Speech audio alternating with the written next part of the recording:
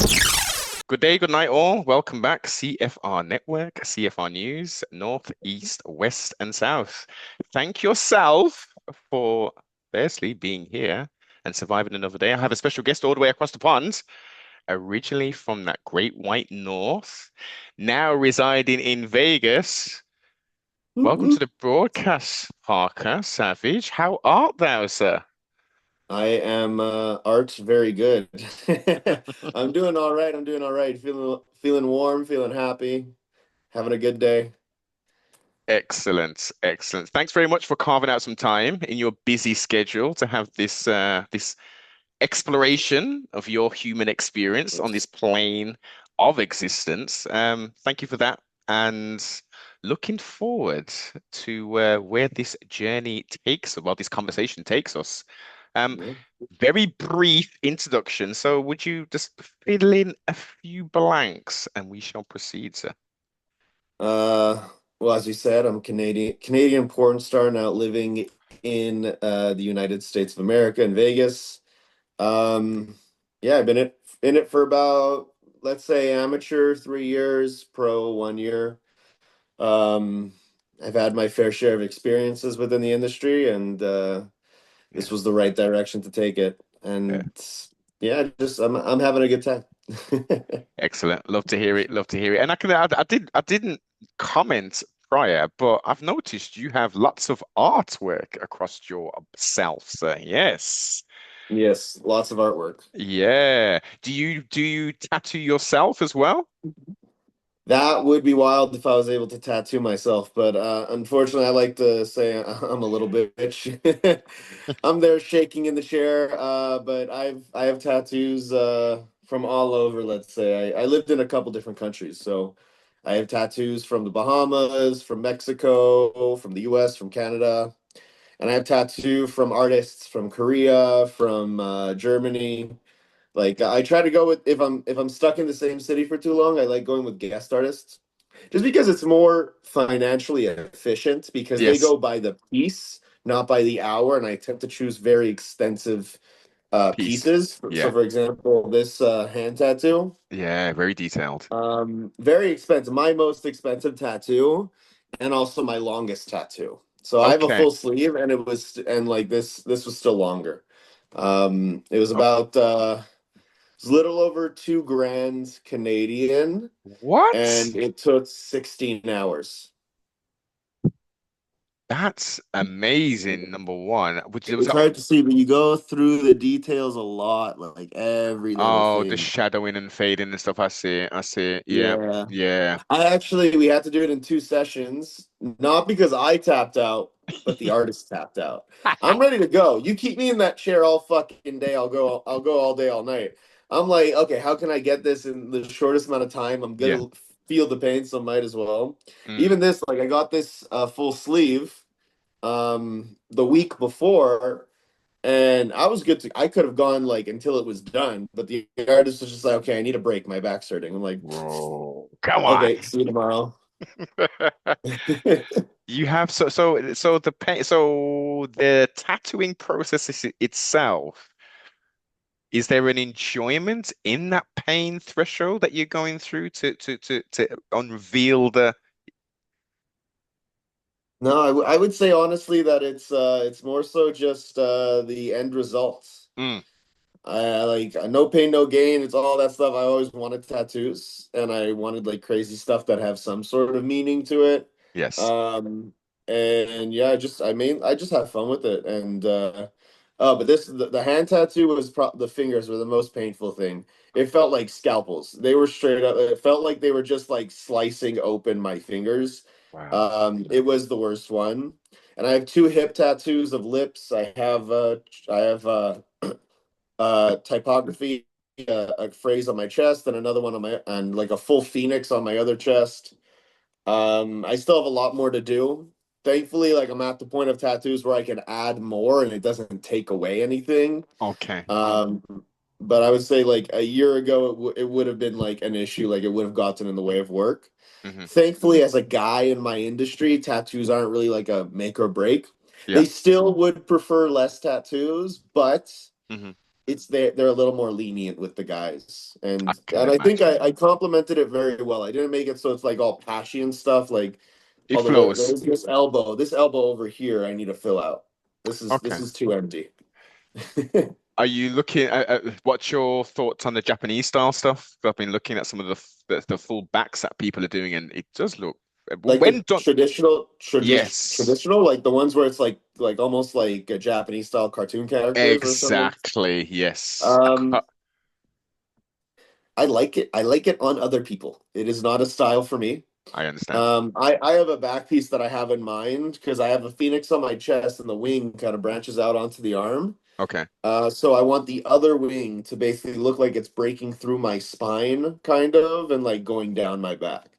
And that would be a big piece, but I haven't gotten there yet. There's one artist I want to work with, Hmm. who actually did not the hand tattoo, but the next best thing was it's a fish that goes all the way up and makes it into a tree. And this one is Wow. crazy detailed. And no, he So would, what and about this that the fun inside part? That must have killed, right? Or right was that here, right over here is the worst part. Because this, when he was doing this little spot, I felt it in my armpit. It was awful. There's some pretty tender places, but mm, what I have to say is that artist was incredible because one, we did not speak the same language, so we were working off of Google Translate, and two, before my hand tattoo, because this is the most recent one, but this one at the time was the only one that was done perfectly without any mistakes. And it was freehand, so that means he did not use a stencil. stencil? He did not use a stencil. So he straight up just took a marker, scribbled on my arm up and down, and three And the days guidance. back to back. He did maximum 3 hour sessions, or 3 4 hour sessions. So we did about first session was 3.5 hours, second session was 4 hours, and the last session was 2.5 hours. Mm.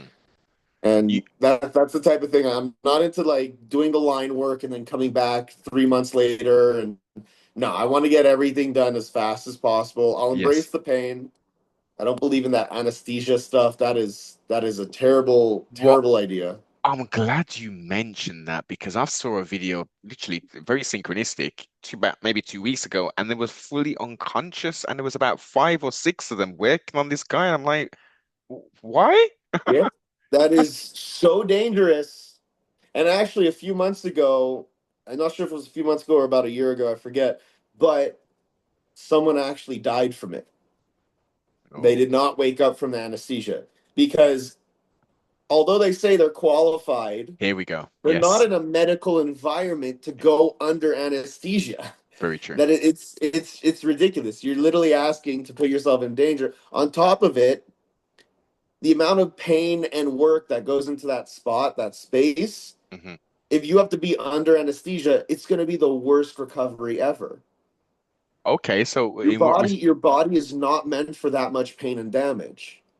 Like even ah, this, like there's some people who get a tattoo, and I know some people who get a tattoo like this big or whatever, or even smaller, and they would be sick the next day because your body is basically fighting off yeah, pain. It's the fighting attack. off like the feeling is like sandpaper against your skin, just like 1,000 needles a second. It is awful. Do you have any tattoos? No, no, No, it feel like you're basically getting stabbed a million times a second. yeah, On top of it, they're going against it. They're yeah, literally like pushing the needle in, and it feels like sandpaper. Just take sandpaper and rub your skin mm, for 5 hours, yeah, and then your body has to heal from that. So doing yeah, that on a massive piece like that, like I think I know what the one you're talking about. This massive back piece and leg piece. yes, You cannot do that. So there is some sense in like doing it in small parts and doing it in a process, but yeah. no, you and on the back, oh my God. The back is painful given, but under no circumstance should you ever do that. It's too risky.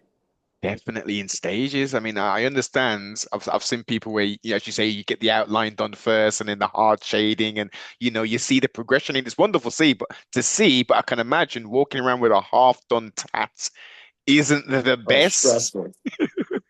Every tattoo I've got, I'd say only this one actually looked cool during the entire process, and I actually had it. I have it on my Instagram, where the line work, and this as well. This was he drew up the picture on his iPad, Okay. and then he didn't print it. He just then drew it with a marker on my hand, and then did the tattoo. So once again, that's called freehand, where you literally draw your own stencil and then do the tattoo. Um, Very talented I forget where individual. I was going with that. Uh, fuck. It Damn, I forgot where happens. I was going. That. Anyways, it's just a lot of pain, a lot of work, and the tattoos are no joke. You gotta be smart with what you're getting, and you gotta if you can't take the pain, Yeah, if you can't handle the heat, get out of the kitchen. 100%. And be very intentional. Yeah, do you have any like letters and words or anything crazy like that? Chinese symbols, or is it all artwork? Everything has some form of meaning. I do have typography, so on my arm, I have one of my favorite quotes, which is "Whether you think you can or think you can't, you're right." By Henry Ford. I have on this chest, which I got while I was in the Bahamas, it says, "Home is not a place, but a feeling." Mm. And my friends call me a Hallmark card because of that. So I'm like one of those like pharmacy cards, those like welcome home type of pharmacy cards. Um, yeah, and well, I have this map, which is kind of funny because it's not a real map, but I've traveled. So this entire side of my body is about travel, and this one's more about like meaningful, like deeper I meanings. like that. Um, the artist kind of fucked this up, so you always got to double check their work. But I'm not sure. Wait, let me see if you can see it. Let me just move the camera a little bit. It says skirt. It's supposed to say squirt, but it says Oh, skirt. So little funny mishap. So, but we put like a whirlpool right around it. So we're just gonna say you got sucked off. That's yeah. why. That's why there's no you. You got sucked off. Um, but yeah, no. And the funniest thing is like most people won't realize because I was like, I need you to write these words in the most illegible way possible, like Mm, just crazy cursive. yeah. So like each island has, on top of my family's names and birthdays being on there, it also has the names of porn sites. So right here it says Pornhub. I got Brazzers in my armpit right here. Red Tube, Team Skeet, all of it. So I and the guy loved the joke that we were pulling, and he's like, "Let's put a girlfriend's name," and I'm like, "No." No, He's no, like, no, "Come no. on, just put like a girlfriend's name." I'm like, "I hate all of my exes. No, we're not doing that." And he's like, "Come on, just one." So I was like, "Okay, fine." So I chose one that I had a good relationship with. It's like a amazing Brazilian girl. Ugh, I love Latinas. Mm, Um, so I put her name on it somewhere. Oh yeah, right here. Can't really see. Like I yeah. said, they're Yeah. basically illegible. It was Yes. made just like aggressively cursive, so you can't really see what's going on. What was your time like in the Bahamas, and how long was you there? So I've actually fully lived in 5 countries. Obviously, I lived in Canada. I lived in the U.S. As I am currently, and I lived in Mexico for a year. I Mexico. lived in Turks and Caicos, so not really the Bahamas, but I Yeah, call it the Bahamas because you're like right there. exactly. Um, that by far is my favorite, which is where I got the tattoo over here on my chest. Okay. Um, and I'd like to say I lived in Punta Cana, but it was only like 2, 3 months, and then COVID hit, so then I got sent home. The So darn zombie apocalypse. yeah, yeah. Okay. Unfortunately, all hotels had to close down. I got out of it. Would I say a good time? I don't know. I had a lot of friends who could not go home because their country was either already closed Yeah. and there was no flights to Yeah. it, or Dominican Republic already closed the airports because they had to basically like completely sweep and clean and get everything out of the resorts. And by then, everything was already. It was like, okay, we're done. Like, you can't leave. You're stuck. So I mean, I know like 20 people who got stuck in the resort, living the good life in the resort, Yeah. basically, Yeah. during a pandemic. What In what was the financial impact on the of them being out there, being stuck? Were they having to pay for their accommodation? Like there was not going to be No, people. they lived on the resort. So like the staff. So I worked for this hotel. Maybe you've heard of it, Club Med. Ah, okay. So it's very known in Europe, Yeah, yeah. but basically the staff live on site. So what's called a GO, which is French for gentil organisateur, uh, nice organizer. Hmm. You're basically one of the staff that live on site. You're from a different part of the world. You I come get it. work there to live on Yes. site. Yes. So that's what I was doing in all those different countries, and yeah, so everything was covered for the most part. Um, but I actually know a few people who stayed out after curfew, and I'm not talking about curfew of the resort. I'm talking about curfew of the Yes. country, and Yes. they were arrested. They were in a Dominican prison for 3 days over the weekend because they're like, oh no, we can stay out a little longer, No, you and can't. they were not able to stay out a little longer, and they like 5 to 10 people that were basically stuck at the resort ended up getting arrested because they thought they can go out for a couple drinks. Don't chance it. Not a I smart mean, move. Not a smart move. not at all. Well, look, ultimately they lived to tell the tale. They spent Yeah. three nights in a Dominican Republic, a DR jail system. So, Yeah. something to Yeah. tell the People were not grandchildren. happy about that. The hotel was had to bail them out. So Of course, they had to of pay their course. bail. Yes. Um, Wild. I can imagine. I can imagine. So, what's part of Canada did we call home? I'm from Montreal, actually. So on the East Coast, the French part, otherwise Yes. known as the sex capital of Canada. Is it? Yep. Uh, A lot of it- people will fight on that. Some people will say no, Toronto is, and then other people say Toronto's the capital, and then I'll call them an idiot. Toronto's not the capital. Uh, but no, Montreal is the sex capital. You know how like most places they'll have like a McDonald's on Oh, every corner or a Starbucks yes. on every corner. We have a strip club on every corner. So no matter what part of the city you're in, there's a strip club within 5 minutes from you.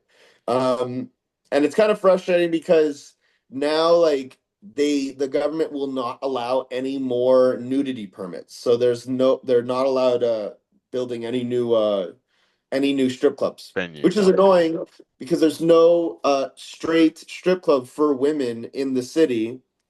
So you can't really have as much fun. Um, Whoa, there whoa, was one. There was one.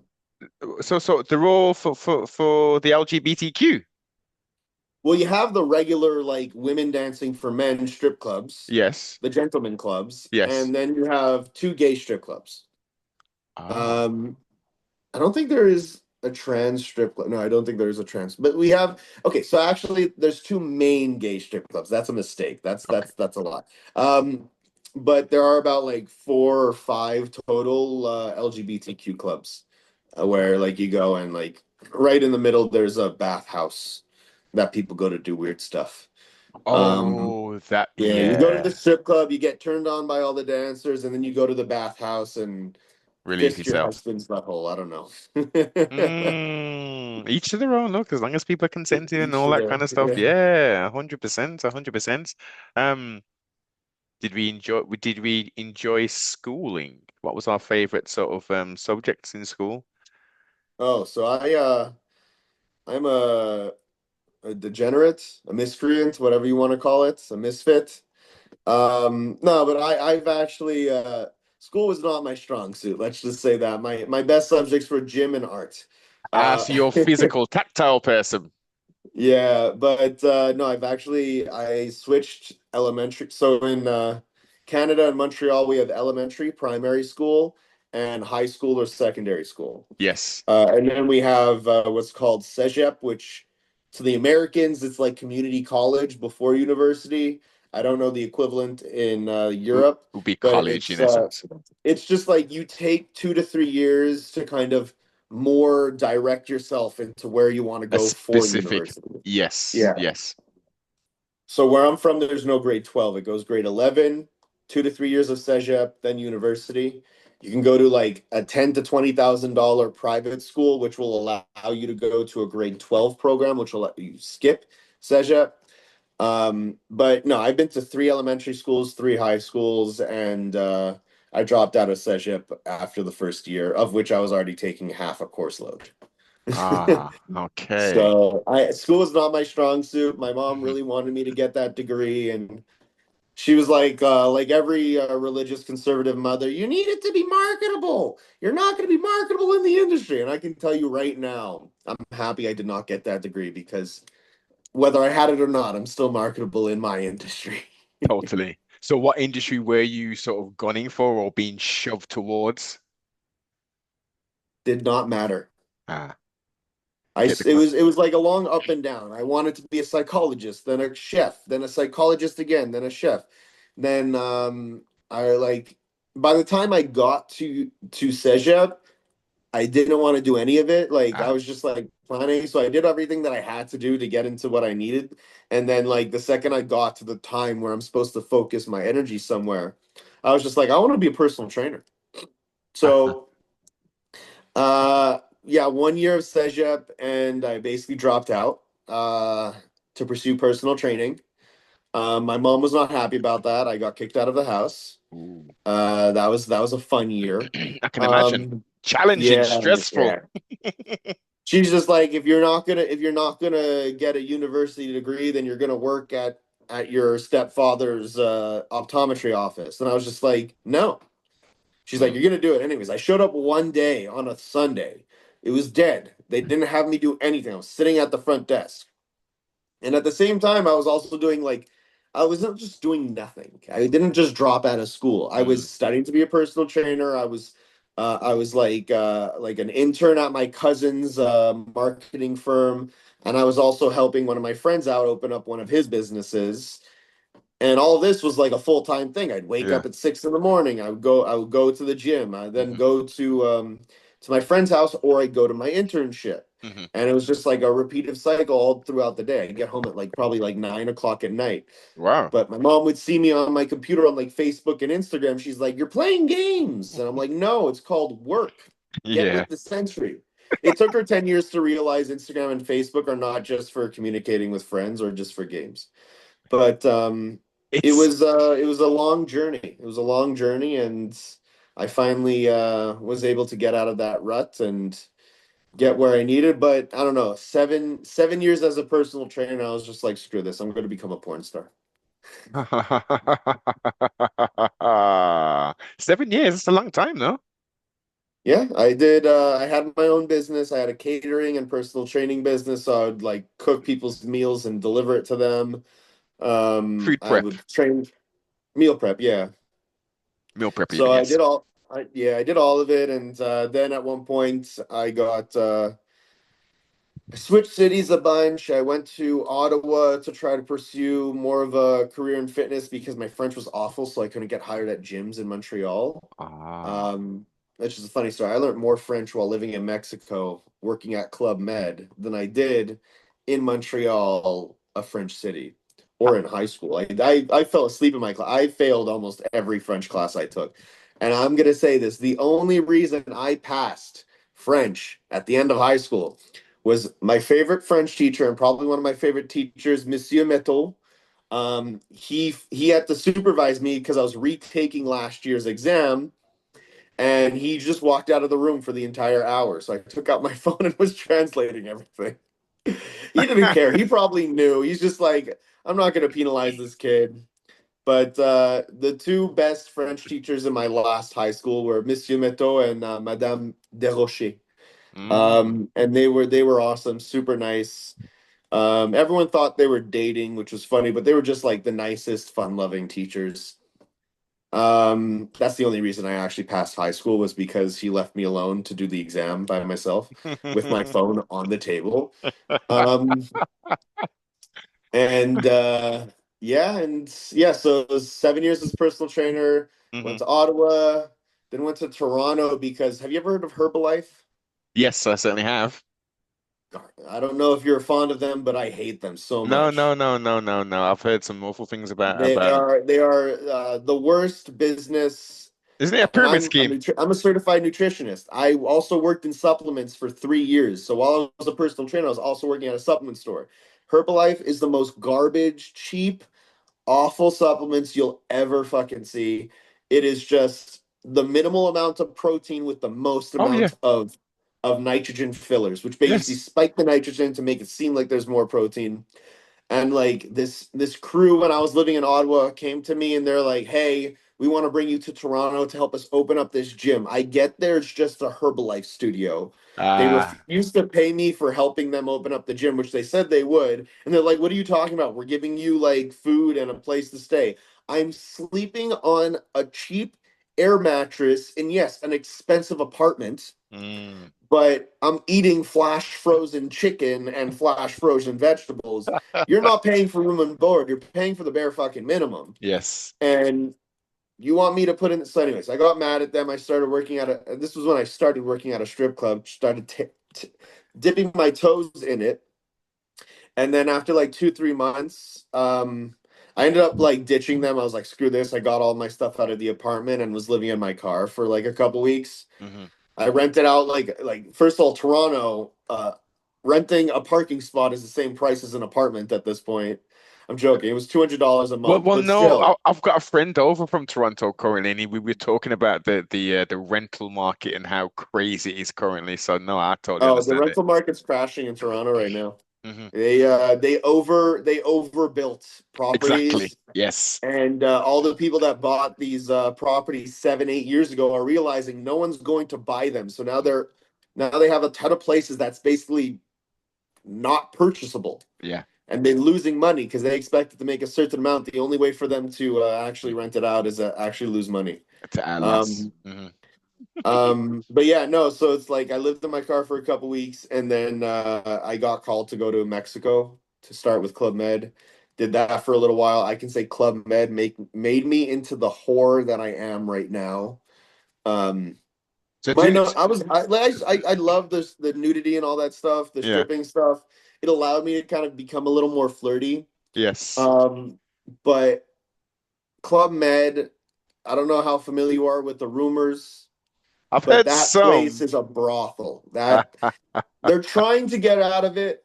They're trying to get out of it, and they're doing a horrible job at doing it. Not in a way that they're not doing it. They're doing it, but they're making everyone that works there, they're making their lives living hell. Because So you still have to keep up with the same like type of mentality of spending time with guests and all this stuff. yeah. But it's now a 5-star resort. So you're not allowed being inappropriate. You're getting the same pay as you did the last few years. You're not getting an increase. You're not doing a lot of like fun stuff anymore. But you have to keep the same mentality and spend all of your waking hours with guests, just not inappropriately. And I'm like, So fuck off. so prior was that behavior endorsed and driven from the top down then? Club Med. Club Med started in the 1950s after the Holocaust to basically give French people a day off. It was like, and like French people back in the day, all sluts. They were just like horn dogs, didn't matter. So that's what it was. They only had adult resorts at the beginning. It was maybe they Yes. had one family resort, but like not really. And when you went to work at that resort as a staff member at the resort, you went there to sleep with the guests. And even my last few years, like my manager will put bets on us on who's going to get which girl and encourage us and help and like Facilitate the hookup. now bef- before I got there a few years before it was not only allowed but encouraged, and then after I got there they're like try not to do it as much, but Low I mean the key. managers were still there for the last few years when it was encouraged. They were still there for the last time that like you could. So that brought my numbers up not significantly because there was dudes that were getting 3 4 girls a week consistently. I was So like one girl every few weeks. I was a nerd. I didn't know how to flirt. I still don't know how to flirt. My flirting right now is, hey, do you want to film a movie? let's just get straight to the point. So the makeup of guests then was it a lot of single women that were going, or was it's a couple thing, right? Couples would go. Now there's only one adults only resort left, and it is being pushed as a couples resort. Um, because now it costs you 80% of what it would cost two people to rent a room at that resort. So you're not paying per person, you're paying per Per room. And room. if you're a single, you're getting a single upcharge, which is basically 80% on top of what you're paying. So you're Yes. paying about like 180%. You're paying for almost two people. So they encourage people to come with someone. Um, Now, the amount of married women, girls in relationships, girls with their husbands or boyfriends at the resort that I or any of the staff have slept with is immeasurable. There is no number that can define the amount of people that have been cheating on that resort. Oh, cheating. Was there the swinging type stuff going on? Was it like oh, There was the swinging type of stuff, but I'm pretty sure that was not allowed. so it wasn't a full We out hedonism then, right? It wasn't a full out hedonism type of resort. No, no, no. It was not. It was. It used to be. It used to be complete like hedonistic lifestyle, all that stuff. But now, like as it grew more, like they started hiring people in like the back end of things outside. Like I think that the new CEO was like from the Ritz-Carlton or something. Like, why are you bringing someone from the Ritz-Carlton into a completely new environment? So he's telling us we have to follow all of these rules, Yeah. and then our managers are like, but you still need to act like a GO. You still need to act with that type of attitude. You need to have every meal with the guests. You need to on your spare time hang out with the guests at the bar. And we're allowed to drink with the guests as long as the guests get the drink. And a lot of guests who are like veterans who have been through it, Yeah. they know that. And for them, it's a game. My first day there, my manager introduced me to this guy. I don't remember his name, so I'm just going to call him Frank. Let's say I met Frank at the bar, and this is the first conversation, first 3 seconds of the conversation I have with him. He goes, "Oh, you're new." I'm like, "Yeah." He's like, "First time?" I'm like, "Yeah." He's like, "I'm gonna get you fucked up this week." This is a 70-year-old man. This is a 70-year-old man holding Goldschlager on the bar. Just look at me. He's like, "I'm gonna get you fucked up." I'm this 20, 21, 22-year-old kid who had no idea what he's getting himself into. If that guy saw me without a drink, he would give me a drink. Come here, you. Straight up. And like I'd say I played along with it for the first 3 months with like a lot of different guests, but I was losing my voice more than I can count. And like not all guests had Goldschlager. Not all guests had any like top shelf type Mm, of drinks. mm, They would give us the bar drinks, and it's mm, often like bar tequila. mm. Ruined my throat, like shredded my throat. It was awful. Um, I would wake up for like a 7 a.m. glute fitness class, and I would what's it called? I would be talking like that. I can't talk. So I'd have to Wow. call someone on a day off saying, "Hey, I can't do this class. Can you cover me?" And they're pissed, and I'm just like, I had to go to the infirmary there so many times. So after Shit. that point, I found my way of getting away with not drinking. And Mm. now I barely drink ever. I almost never drink.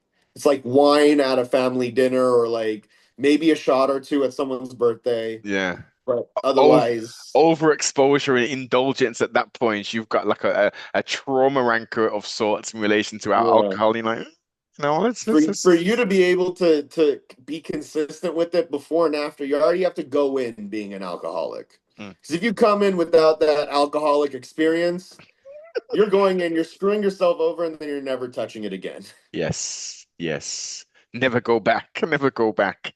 So that was clearly a good sort of stomping and training ground for you to then say, let's uh let's get on camera though. Mm.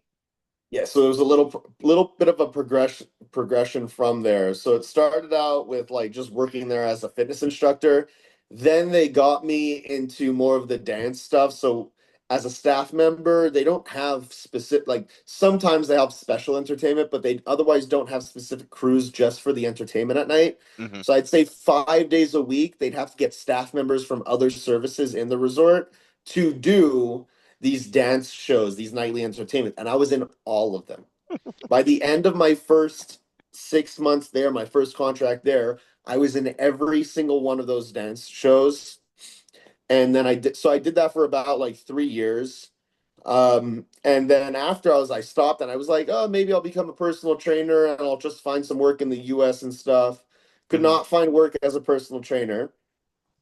So what ended up happening was I messaged this Magic Mike style dance crew, and basically like the guy's like, can you be in Louisiana tomorrow? I'm just like, can you give me like till the end of the weekend? He's like, no, be there tomorrow. So I hopped on a flight to Louisiana, did the weirdest show ever as a first show. We were at a hotel, and the hotel was completely rented out by a swingers company. So this was actual swingers. These were like married people, and Yeah. I could it was deranged. And like there was this really cute chubby Asian girl with her husband, and her husband was caressing her ass and she was caressing my dick. This is after the show. This is on floor five. Floor five was where all the nasty shit was happening. It was an open door policy for every room. So it's like if you weren't in there having sex, you could be watching people having sex. Yes. Yes. So anyway, so this girl's like, "Can I suck your dick?" And I'm like, "Sure." So she sucked my dick, and then her husband was eating her ass, and then her husband was fucking her. I'm not sure if I fucked her. I don't remember. I wasn't drunk. I just don't remember. It's a Um, haze. It's all a haze now. yeah, and then it just got worse and weirder, and I was just like, I felt bad saying no, and this really old woman came in, and she's like, "Can I suck your dick?" And I'm thinking, she's old. She probably took out her dentures. Maybe this is gonna be a god. No, it's shitty. It was a horrible blowjob, awful teethy blowjob. I was like, fuck. I was like hoping for like the teethless like glug glug. No, not at all. Um, and then it was so funny because then my fucking the other guys in the dance crew were coming in and coming out, and they're like, "Oh my god, what the fuck is happening in What are here?" you People doing? were watching, and other people were like literally like a couple was masturbating each other while we were having relations on the other bed in the room, and it was just like what it was great. I'm an exhibition. I loved it. Like it Yeah. was fine. And most people be like, "How would you be able to stay hard?" I was great. I was enjoying myself. I love when people see me. I've done live fuck shows. I've literally been contracted to go to an event and have sex with another model at the event. That one was hard though because I got too into the entertainment of it and I forgot to enjoy the actual sex. So my dick went down and we had to fake a cum shot. Oh Um, man. but yeah, no, but like So did the otherwise, exhibitionism otherwise I love it. did the exhibitionism did that come out of nowhere, or has that been something you've always known that this is something that you kind of like doing? Came out of nowhere. But I like having sex in weird places. Like I've had sex in movie theaters, in parks, in a car. I haven't had sex on a plane yet. I'm waiting to get on the Mile High Club. Just need to find the right person. Um, and It sounds like, it sounds cool, but the state of those laboratories, monsieur. Mm, for me, it's easier to come when I'm uncomfortable. If I wow. want to get it over with, then I can come really fast. It's weird. I know it's weird. Um, What's the trigger then? What's that trigger? Just the uncomfortableness. Yeah, just being uncomfortable. Like at the same, and this sounds bad. If I'm with someone that I'm not attracted to or like I'm not into, and it's happened, like I can force myself to come right away. And it's happened. I've done a collab that I have never posted. There's very few collabs that I have never posted, but I've done a collab that I have never posted. Um, and this one was probably the worst. She showed up, looked nothing like her photos. Like she slimmed down her face for her photos, slimmed down her body. Oh I no. swear, walked in Shrek. Like if she was green, she would be Shrek. And Shit. on top of it, like I'm the type of guy like I love eating pussy. I love it. I will go down on a girl like crazy any day of the week, breakfast, lunch, and dinner. My one thing though, and I don't care about a little bush on top, but Yeah. clean up the holes, clean up around the holes, because my saying is, I don't want to be flossing while I'm eating. And this girl, patchy, like Like it looks like she just brushed through it really quick and missed most of the hair. It was awful.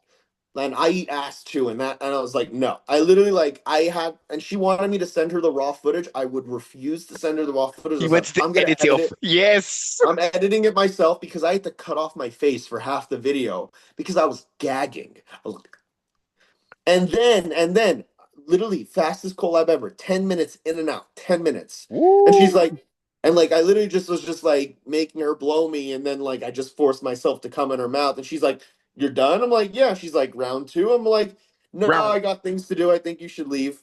Yeah. I had to That's, fumigate my entire place after. It was I can like imagine. a yeast infection, like a yeast infection had a yeast infection and then had a baby with a shit. Like it was awful. It was the worst collab I've ever been in, and it was the fastest collab I've ever done. Yeah. And I gave her the footage, she sold it, happy for her, Yeah. but under no circumstance, like I prefer quality over quantity, and Of course. like it's very rare that I'll actually not post a collab. That's very disingenuous, especially in your industry. You've got to come quote unquote warts and all, that's not so you could have been very harsh and said, this is nothing like the imagery you sent me, young lady. Please, I can could. you make your way to the vehicle? So you shouldn't have wasted my time or your time. See you She had later. to drive 3 hours. She drove 3 hours to do the video because she's from a different city outside of mine. Okay. Um, but she was really desperate to shoot the video. So I guess that should have been the red flag. I'm just like, I'm a nobody at this time. Like, why are you this desperate to shoot with me? Well, Um, well, well, Mr. Savage, it might be that she saw something in you and was like, yeah, he may be new-ish and may not have the name, but he's got the qualities that, I think would marry good with me just to play righteous advocate. yeah. It was a bad experience. And also funny enough, and I guess this is a good timing for this interview, I've never had a scene where like it was just canceled. Like I've had scenes that had to be rescheduled, and I'm talking pro scene. Yeah. Yesterday, that scene had to be canceled. The girl was cut. It was bad. It was really bad. Like she had no idea why she was there. What? Not in a way like she had no idea that she was shooting porn. She just Yes. had no idea what was like she knew she came into a porn set. She knew all this stuff, but I think she was on drugs. The director thought that she was off her drugs, and the other talent that was there was like, no, she's just really fucking dumb. She can't be that dumb. Um, she mid scene, we couldn't even finish. We couldn't even get to the sex part. We were literally still like 20 minutes into the photos, of which, first of all, she showed up on her period, unshaved armpits, unshaved pussy, What? without wardrobe. She had no clothes. She came in with pajamas, no clothes for the scene, She no must be big lingerie. time. She's got to be big time. Her second scene ever, but even then, like, come on, That's like the guy ridiculous. sends you, hey, this is what you have to bring.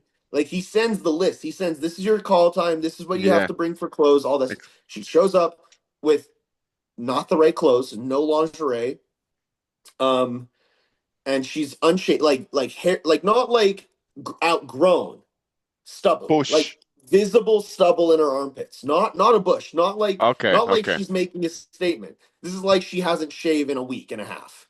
Like and like her agent had to show up and be like, "What's going on?" And she's like, "Oh well, like I don't hang out with anyone. No one's at my house to tell me this stuff, so I didn't know." She's like, "You're at a shoot. Shave your arm." But she's like, "Well, I'm not really seeing anyone, so it's like the guy just like I'm not really making myself up for anyone.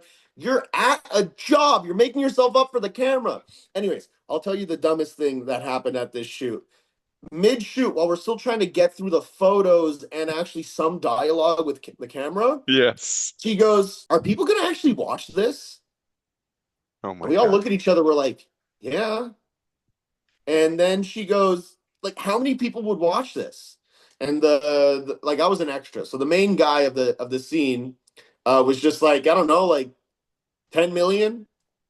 She's like, "Really?" And then the director's like, yeah, and after Pornhub, they posted the promotion online, all that stuff. Easily 100 million people are going to see this, at least. Yes. And she was just quiet. No joke. I'm not exaggerating. I'm not like this was like a long pause or whatever. Like we go through a few motions. We take like two more photos. So like a minute later, she goes, internationally? I don't believe And we're this. like, what? We all look at her, we're like, what? She's like, are like people around the world going to see this? Is it going internationally? And I go, I, it's going on the internet. So I feel like internet could be international. And and I'm not going to say where Yeah. her origin is. She's not from there. She was born in the States, and she, it sounds bad. She her by her education, it shows. Yeah. Uh,